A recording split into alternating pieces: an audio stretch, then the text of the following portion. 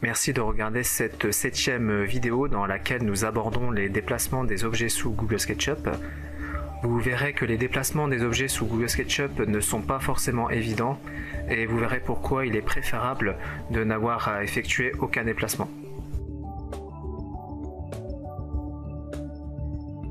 Tout d'abord, je sélectionne l'outil rectangle, puis l'outil pousser-tirer. Je sélectionne l'objet dans sa totalité. Comme vu précédemment, il suffit de faire 3 clics gauche successifs. Je vais ensuite le copier, CTRL-C et ensuite CTRL-V. Et je vais par exemple le placer ici.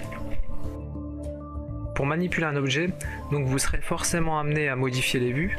Par exemple ici, l'objectif sera de déplacer cet objet le long de l'axe vert. Pour cela, je modifie la vue de manière à avoir l'axe vert et je le déplace par des mouvements de souris. Pour l'axe rouge, c'est la même chose. Il faut modifier la vue et déplacer par un mouvement de souris. Pour l'axe bleu, ce sera un peu plus facile. Quelle que soit la vue, il suffit de cliquer vers le haut ou vers le bas. Pour vous aider, vous pouvez appuyer sur la flèche haut du pavé directionnel de votre clavier. Jusque là, rien de compliqué.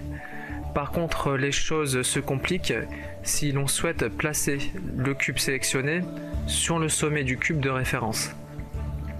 Alors on va essayer de procéder de manière un peu aléatoire. Je sélectionne l'outil déplacer, je le place sur l'une des faces, et même en changeant de vue, ce n'est pas forcément évident. Donc voilà, après on arrive à des bugs d'affichage, donc c'est irrécupérable. Pour réussir un déplacement sous Google SketchUp, il faut en fait s'aider du moteur d'inférence. Et grâce à cela, vous arriverez à faire des déplacements précis et de manière simple.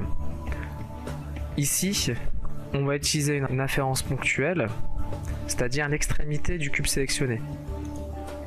Vous faites un premier clic gauche grâce à l'outil déplacer et vous placez l'objet sélectionné sur l'extrémité de l'autre objet. Et le cube est parfaitement placé. Donc si vous avez des difficultés à effectuer des déplacements sous Google SketchUp, n'hésitez surtout pas à vous servir des points d'inférence, que ce soit les inférences linéaires ou ponctuelles, de telle sorte que vous arriverez à faire des déplacements simples et précis. Un autre outil vous permet de déplacer les objets, donc c'est l'outil faire pivoter qui vous permet de modifier l'orientation d'une face. Alors pour comprendre le fonctionnement, on va prendre un exemple. Donc je vais créer une forme en 3 dimensions. Je le sélectionne dans sa totalité grâce à la flèche de sélection et en faisant 3 clics gauche successifs. Je sélectionne ensuite l'outil faire pivoter. Et l'idéal là encore est d'utiliser l'outil faire pivoter sur un point d'inférence, par exemple l'extrémité. Vous le placez sur l'une des extrémités de l'objet en 3 dimensions, vous faites un premier clic gauche et vous déplacez le curseur vers par exemple l'extrémité opposée. Vous faites un autre clic gauche et l'outil pivotera le long de l'axe que vous avez défini. Alors vu comme ça semble assez simple, mais vraiment dans la pratique, évitez le plus possible de faire des déplacements parce que d'une part, c'est beaucoup trop aléatoire, ensuite c'est beaucoup trop imprécis, et enfin vous risquez de commettre des erreurs graphiques. Imaginons par exemple que vous utilisiez l'outil faire pivoter sur l'une des faces de l'objet par erreur, l'objet va se déformer.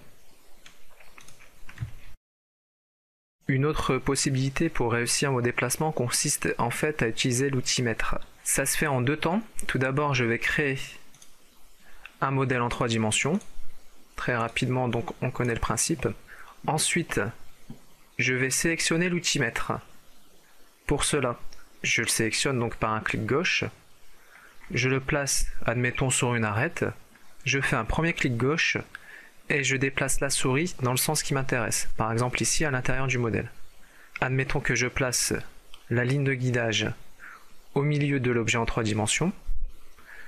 Donc ceci, c'est une ligne de guidage. Et il faut savoir que les lignes de guidage vont constituer aussi des éléments d'inférence. Donc c'est grâce à cela que vous allez réussir vos déplacements.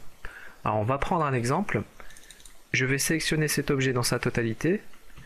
Je vais le dupliquer, donc CTRL plus C et CTRL V. Le nouvel objet apparaît. Et l'objectif sera de le placer sur la ligne d'inférence. Et donc ça se fait tout seul. Je place l'outil déplacer sur l'extrémité de l'objet dupliqué, que je déplace ensuite à l'intersection de la ligne de guidage. Et l'objet est correctement placé. Donc on résume. Tout d'abord, on sélectionne l'outil mètre, que l'on place sur une arête par exemple. Il faut faire un premier clic gauche,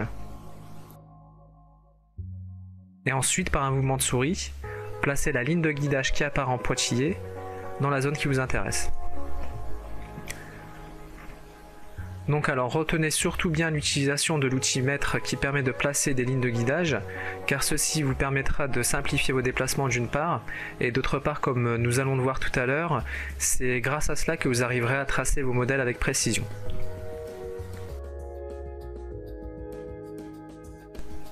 Merci d'avoir regardé cette 7e vidéo. Retrouvez plus d'informations sur notre site internet www.urbinfo.com.